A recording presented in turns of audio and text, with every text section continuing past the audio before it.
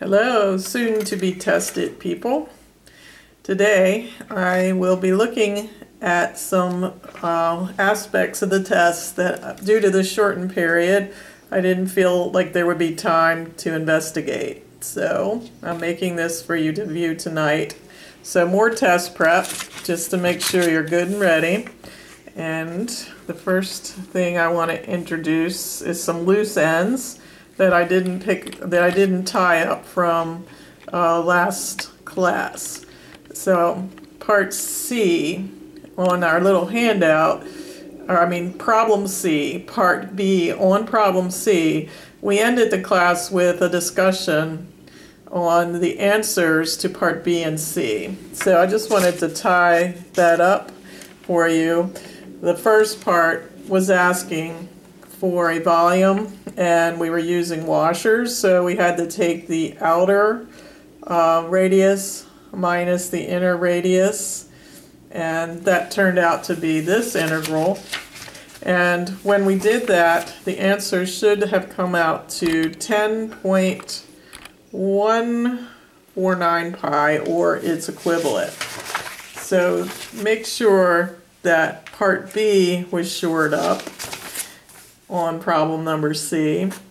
And then let's look at the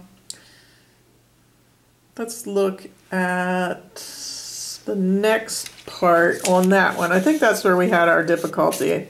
And that was part C, where we were finding the volume of squares. The cross sections were squares. So on that one, the difference when you put it in your calculator is that we take the difference between the two curves, and that makes one side of the square, and then we square the whole thing. So that's the width times the length, or height times the width, whatever two dimensions you want to call it, and that should come up to the number 8.997. So you can see those two integrals go in a little differently. So I'm not sure what we were confused about, but those are the proper answers, and I was able to get them.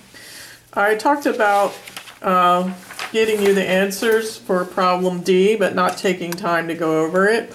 So I go ahead and I'll make this some extra credit. So if you bring this to the test, this one problem written out, I will give you some pointage. And the first, I'll give you the answer to part A, and you have to show me that you can get that answer. So the first part on this is problem D is the finding the equation of a tangent line. Here is the answer: y equals 6x minus 2. Then the second part, part B, you had to find an area. It is -1/8 plus 1 over pi, or its equivalent.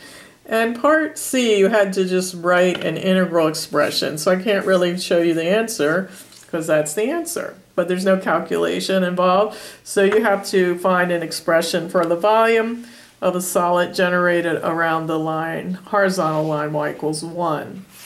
All right, so that one shouldn't have any real hard surprises. So it'd be worth your efforts for good practice for the test, and also for extra credit. All right, the next loose end is not a loose end, but a new idea. There will be some derivatives and integrals on the test, and not really taking time to go over those, just be able to find derivatives and integrals for expressions with sines, cosines, ln, and regular old algebra, like 3x to the 5th. Be able to differentiate and integrate them. For example, know how to find the derivative as well as the integral of an expression like this.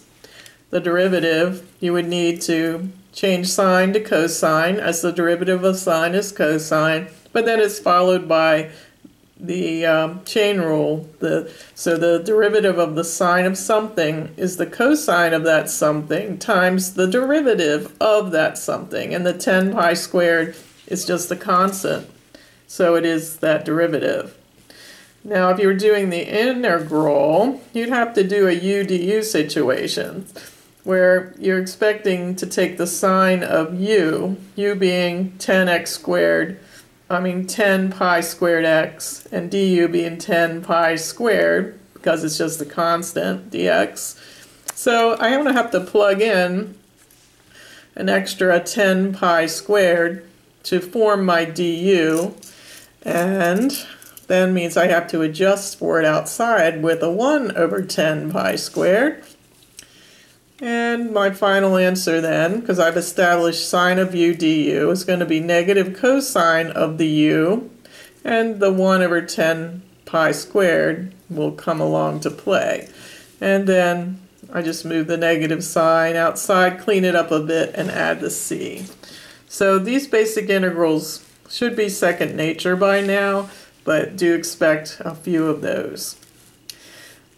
Another loose end I want to cover is those problems. It was a handout from the book with some pictures, and it was 72b was one of them, where we had to come across a base with an equilateral triangle. I just want to review that when you do that, here's what happens. The base of the equilateral triangle is going to be picked up partially by the y value, which goes from here to here. And we want to do this problem as a dx. So we're going to have the integral from -2 to 2, because that's the value here and here. And the equilateral triangle will create a 1/2 pi 1/2 base times height. No pi's are those. 1/2 is 1/2. The base here is picked up partially by the y coordinate, but we need to figure that out in terms of x. So I took the equation, changed it in terms of x, and it's 4 minus x squared.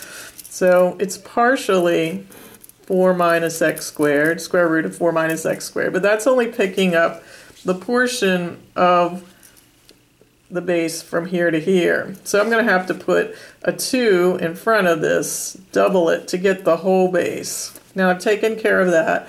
Now I need the height. And the height, we discussed that situation creates a 1, 2 square root of 3.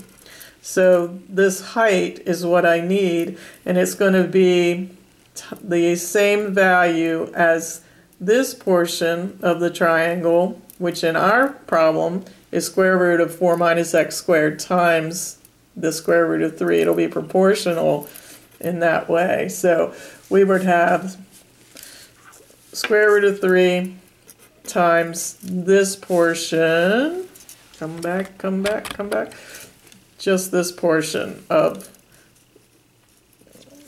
just that portion will be the part we need for the height.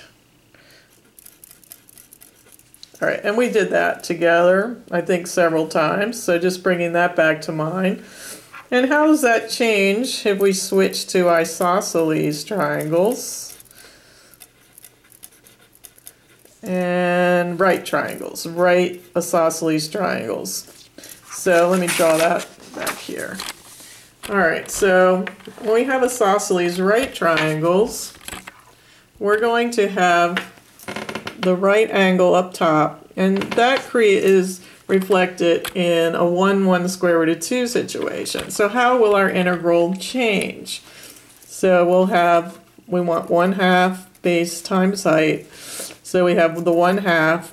The base is partially picked up by the y value, which we are going to write in terms of x. So we get our 4 minus x squared again. But there's going to be a 2 again to catch the whole base. And the height this time here is the same as this. So we're just looking at this for our proportions. So this and this are the same in these special triangles, the 1, 1 square root of 2. So we're only going to need the square root of 4 minus x squared there for the height. I want to lay on you one other idea that I didn't cover, but is important to think about, is what if the isosceles right triangle is on its leg? So inside the base that we're trying to cover with these triangles, this is not the hypotenuse like I laid up here actually, on this isosceles right triangle, this was the hypotenuse, the right angle being here and the legs here. What if I turn this so it's laying on its leg? I'm sure you were wondering about that. So let me clear up that question in your mind. The isosceles right triangle now is on its leg. The right angle is here. This is the same as this. And here's the hypotenuse. So we're going to march these across the base. How will our integral change? -2 to 2. And 1/2. The base this time is going to be picked up partially by our y value, but we're going to have to double it. So once again, we have 2 changing to x, 4, square root of 4 minus x squared. But what about the height this time? How will the height be related to the base? Well, in this isosceles triangle laying on its leg, it's the same.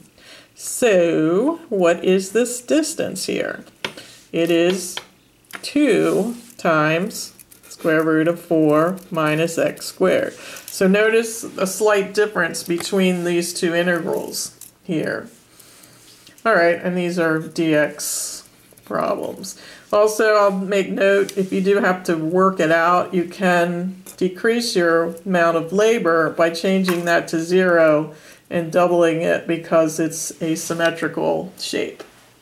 All right, so I'd like you to remember that I think you've been prepared well over the last couple of days, looking at volumes around non-axes lines like y equals 2 or x equals 2.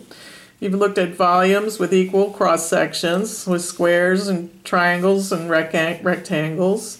You've looked at the area between two curves, which is the integral of the upper minus the lower. And in one important problem, we looked at the area that is cut in half. The area between two curves was cut in half. At the line x equals k, find k. So for a good portion of the test, study these things. In class today, I'll be going over some other things, and anything I don't fit, I will come back and make a second video for you. So, all right, my girls who are about to be tested, I hope that you're comfortable with those things and you found those things helpful. For now, over and out.